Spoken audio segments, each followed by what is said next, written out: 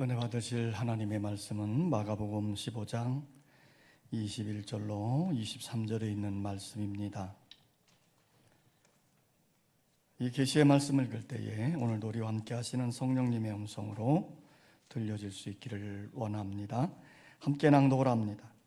마침 알렉산더와 루포의 아버지인 구레네 사람 시몬이 시골로부터 와서 지나가는데 그들이 그를 억지로 같이 가게 하여 예수의 십자가를 지우고 예수를 끌고 골고다라 하는 곳, 번역하면 해골의 곳에 이르러 모략을 탄 포도주를 주었으나 예수께서 받지 아니하시니라. 이탈리아 서편에 코르시카라는 섬이 있습니다. 이 섬에는 중세로부터 오늘에 이르기까지 약 1,000년 동안 내려오는 전통적인 행사가 하나 있지요. 그 행사는 해마다 고난주간이 되면 십자가 행렬을 하는 곳입니다. 자원하여 십자가를 지는 사람이 등에는 십자가를 쥐고 발목에는 30kg이 넘는 쇠사슬을 묶어서 쇠사슬을 끌고 2km의 자갈길을 걸어가는 곳입니다.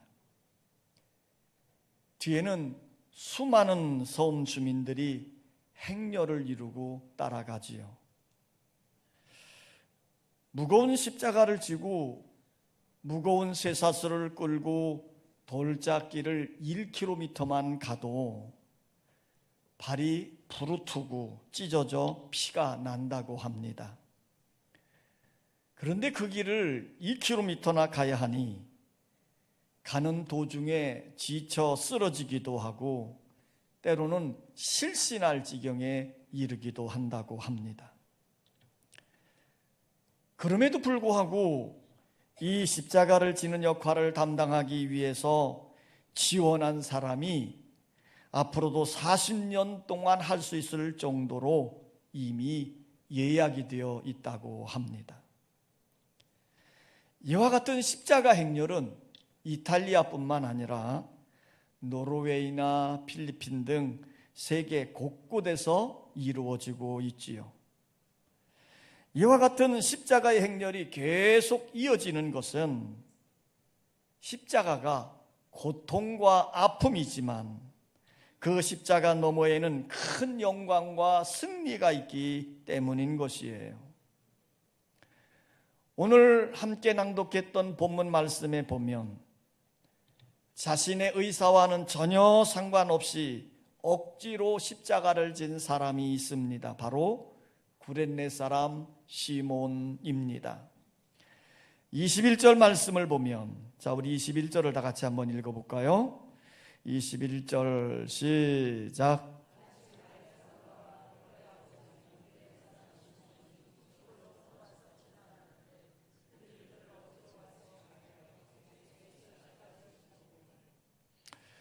로마 군병들이 시몬에게 예수님의 십자가를 대신 억지로 지게 한 것입니다. 먼저 이 말씀의 배경을 살펴보면 예수님은 십자가 지시기 전날 밤에 가야바 대제사장의 집에서 밤새도록 신문을 받으시며 고통을 당하셨습니다. 그 다음날 로마 총독 빌라도의 법정에서 십자가형을 선고받았지요. 빌라도는 유대인의 환심을 사기 위해서 예수를 십자가에 못 박으라고 판결을 한 것입니다. 그러면서 이 빌라도는 십자가를 지시기 전에 먼저 채찍질을 하도록 명한 것이에요. 40의 하나를 감하는 채찍질을 당하였으니 예수님의 온 몸은 갈기갈기 찢어진 채 피를 흘려야만 했습니다. 그리고 무거운 십자가를 지고 골고다 언덕을 향해 올라가셨던 것입니다. 피를 많이 흘리시고 탈진한 예수님은 십자가를 지고 가시다가 쓰러지시는 것이지요. 그것을 본 로마 병정들은 다가와 사정없이 채찍을 내리치는 겁니다. 간신히 일어나셨지만 몇 발자국 가지 못하고 또 쓰러지십니다. 그러면 로마 군병은 가차없이 채찍을 휘둘렀고 다시 예수님은 일어나시지만 몇 발자국 못 가고 또 쓰러지시는 것이에요. 그때에 골고다에 이르는 길 좌우편에는 수많은 사람들이 늘어서서 예수님의 십자가 행렬을 구경하고 있었습니다. 로마 군병은 예수님이 더 이상 십자가를 지고 갈 수 없음을 알고는 구경꾼 중에 한 사람을 지목해서 대신 십자가를 지고 가게 한 것이에요. 그 지목된 사람이 바로 구레네 사람 시몬이었습니다. 한번 따라서 합시다. 시몬은 억지로 십자가를 대신인 것이다.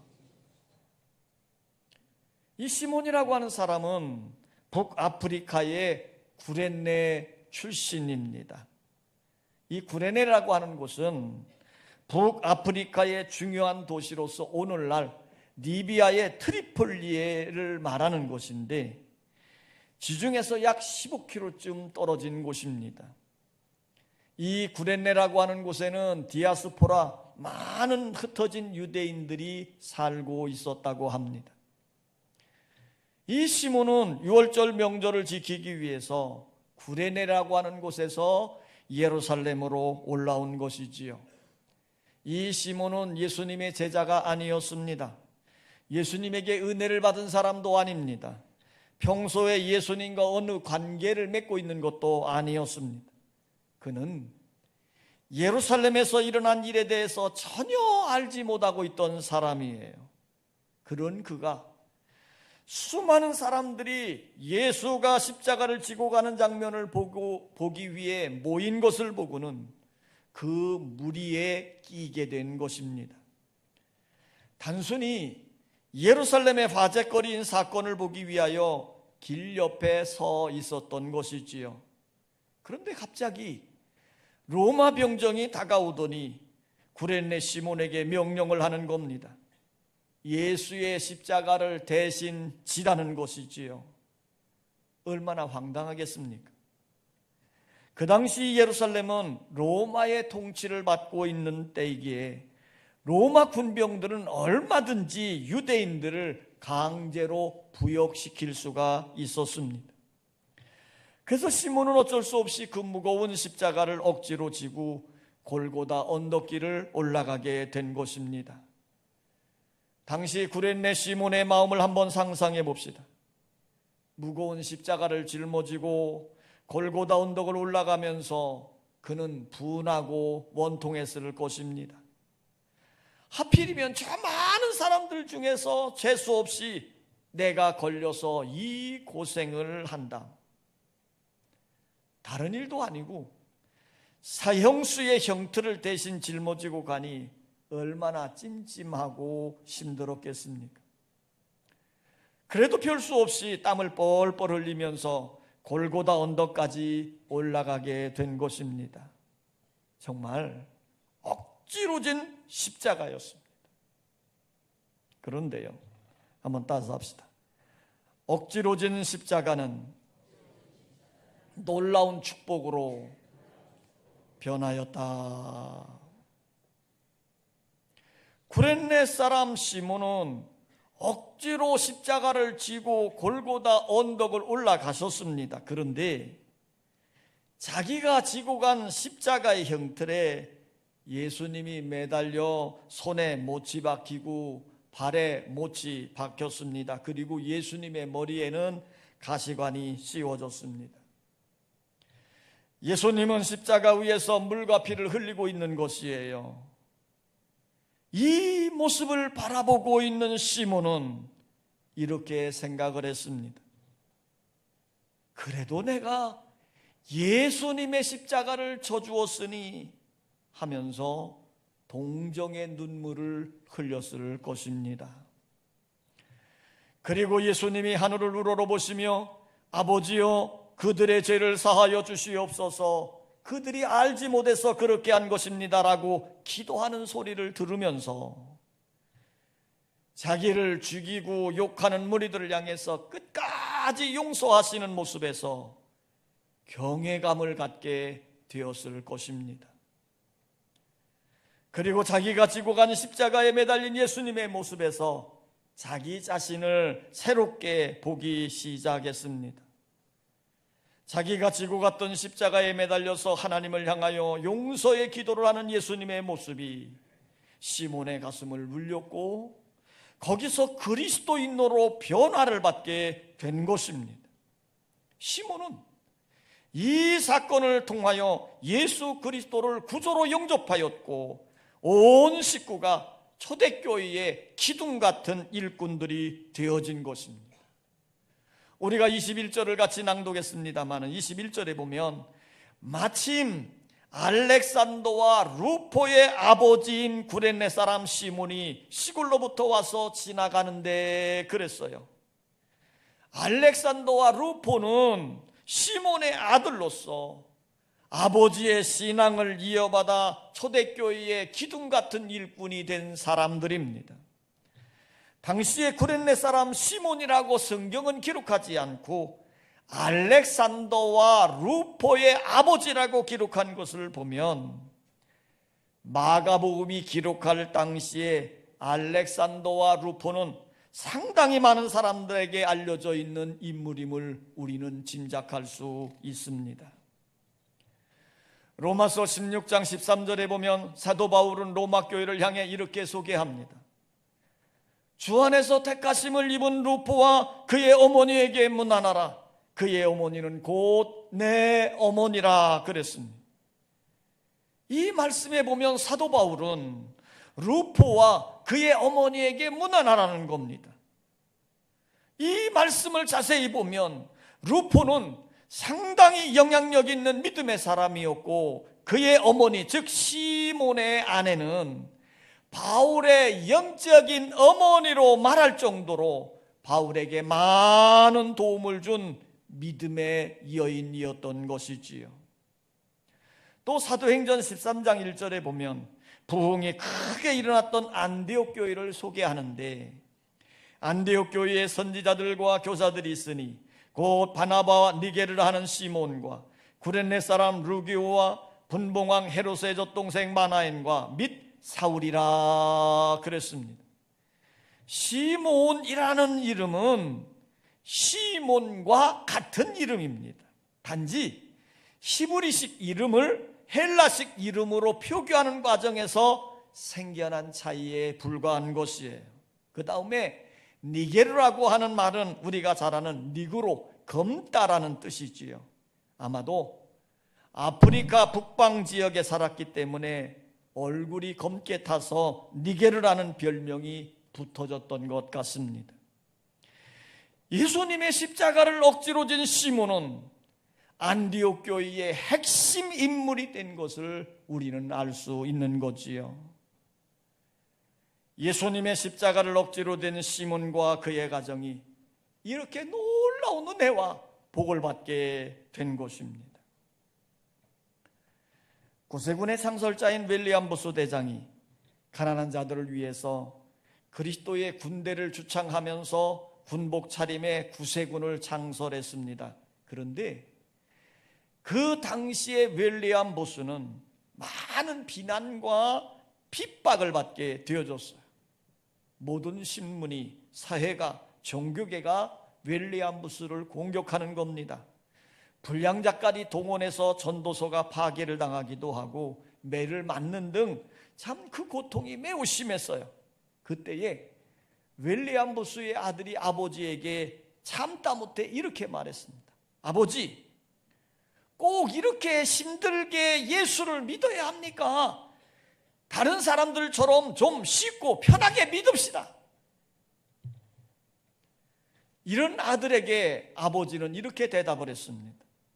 보라매라, 십자가의 효과는 갈보리산 언덕에서는 나타나지 않는 법이야. 50년 후에는 틀림없이 우리의 신앙운동이 하나님의 뜻이었다고 평가될 거야. 그는 고통과 괴로움의 십자가지만 그것이 하나님의 뜻이라고 믿고 힘차게 살아갔던 것입니다. 그 결과로 지금 구세군 운동은 세계적인 자선 낭비로 유명하고 사랑의 구제 운동으로도 매우 유명합니다. 여러분, 억지로라도 십자가를 져야 합니다. 구레네 시몬이 억지로 십자가를 지는 동안에는 괴롭고 힘들었지만 나중에 보니 그것은 큰 은혜였고 축복이었습니다. 따라서 합시다. 그러므로 우리도 억지로라도 십자가를 져야 한다. 우리에게도 때때로 예상하지 못한 십자가가 주어질 때가 있습니다. 원치 않은 사고를 당하고 교통사고를 당할 수도 있습니다. 하루아침에 부도가 경제적 위기를 만날 수도 있습니다. 건강했던 사람이 중병에 걸려 고통당할 수도 있습니다. 사랑하는 이를 먼저 보내는 슬픔을 당할 수도 있습니다. 예수님은 이렇게 당부의 말씀을 하십니다. 너희가 세상에서는 환난을 당하나 담대하라. 내가 세상을 이기었노라. 예수님은 세상에 사는 동안에 환난을 당한다고 분명하게 말씀하고 있습니다. 그런데 우리에게 삶의 현실에 십자가와 같은 고통을 만나게 될 때 우리의 삶은 어떤 태도를 가져야 할까요? 어떤 사람은 그 고통을 불신앙적인 생각을 가지고 낙심하는 이들도 있습니다. 어떤 이들은 그 고통의 현실 앞에서 원망하며 불평하기도 합니다. 어떤 이들은 자포자기하고 낙심하기도 합니다. 어떤 이들은 술 취하며 방탕해지기도 하지요. 성도 여러분, 우리에게 십자가가 올 때 이런 방법으로는 해결할 수가 없는 것입니다. 그러므로 십자가가 오면 당당히 적극적으로 담대하게 믿음으로 감당해야 될 줄 믿습니다. 그러나 많은 사람들은 십자가를 지려고 하지 않습니다. 그저 십자가를 피하려고만 합니다. 구레네 시몬이 예수님의 십자가를 대신 지게 되었지만 사실 이 십자가는 베드로가 져야 할 십자가였습니다. 베드로는 예수님이 잡히시기 전날 밤에 다 주님을 버릴지라도 나는 주님을 버리지 않겠습니다라고 호언장담을 했던 분이지요. 베드로는 평소에 늘 예수님 곁에 붙어서 따라다녔던 제자였습니다. 그러나 예수님의 마지막 십자가 뒤에는 그는 없었습니다. 대신 그 자리에 구레네 시몬이 있었지요. 성도 여러분, 우리는 깊이 생각해 보아야 합니다.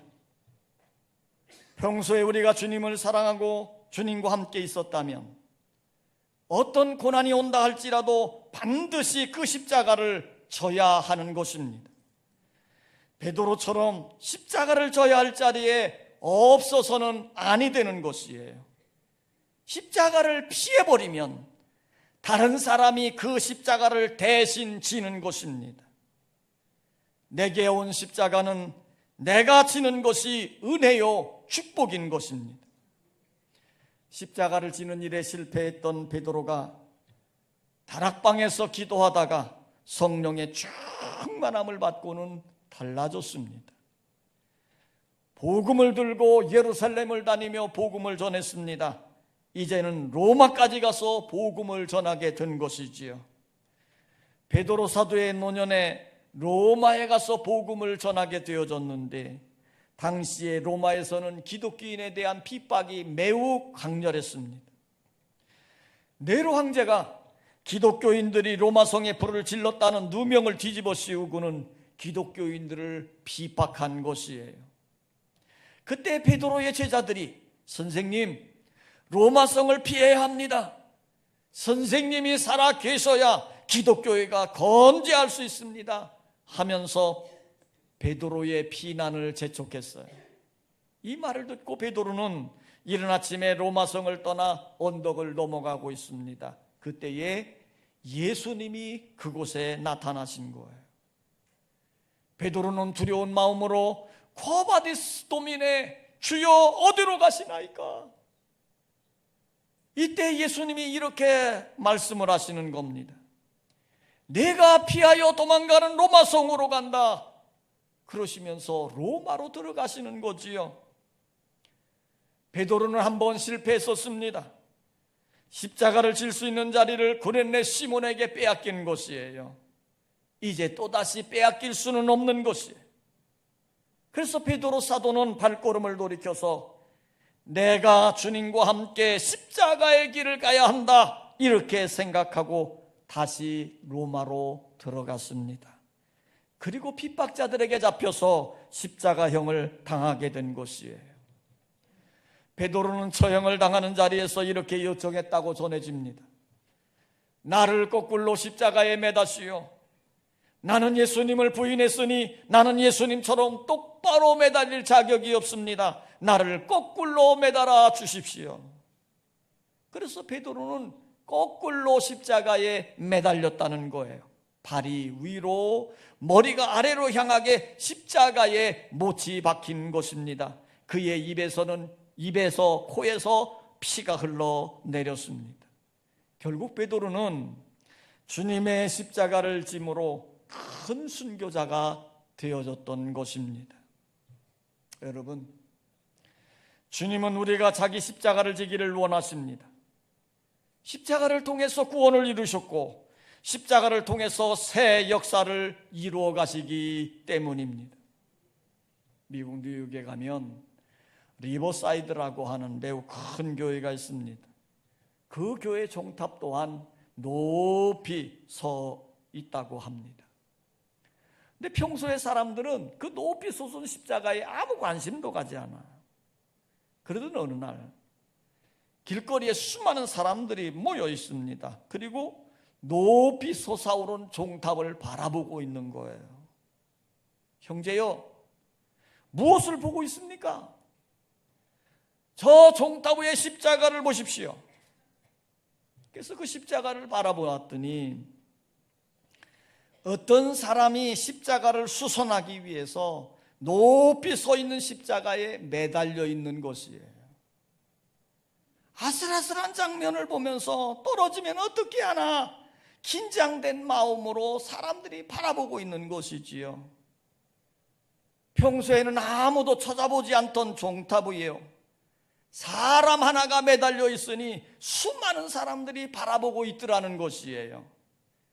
한 사람이 깊이 생각해 보았답니다. 그렇다, 십자가에 매달리는 사람이 있어야 수많은 사람들이 바라본다. 지금도 십자가를 지는 사람이 있을 때 그 일을 통해 주님이 영광을 받으시는 것입니다.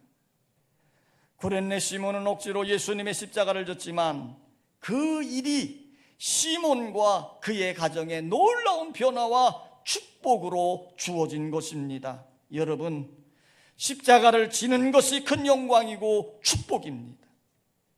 이 고난주간이 시작되어진 이때 내게 주어진 십자가를 생각해 보면서 기쁨으로 십자가를 짐으로 부활의 영광에 참여하는 여러분의 소망이 되시기를 주의 이름으로 축원합니다. 아버지 하나님, 하나님께서는 우리를 극진히 사랑하셔서 독생자 예수 그리스도를 이 땅에 보내주셨고, 예수 그리스도가 십자가의 모진 고난과 고통을 참으시면서 대속제물이 되어주심으로 우리에게 사죄의 은총이 베풀어졌습니다. 이것이 하나님의 놀라운 사랑이고 은혜입니다. 오늘 우리는 예수님의 십자가의 사랑을 깊이 기억하면서 십자가 너머에 있는 부활의 영광을 소망 중에 기다리게 하시고, 우리로 하여금 담대한 믿음으로 주님께서 우리에게 맡겨진 십자가를 당당히 짊어지고 가는 성도의 삶이 되게 하여 주시옵소서. 예수님의 이름으로 기도하옵나이다. 아멘.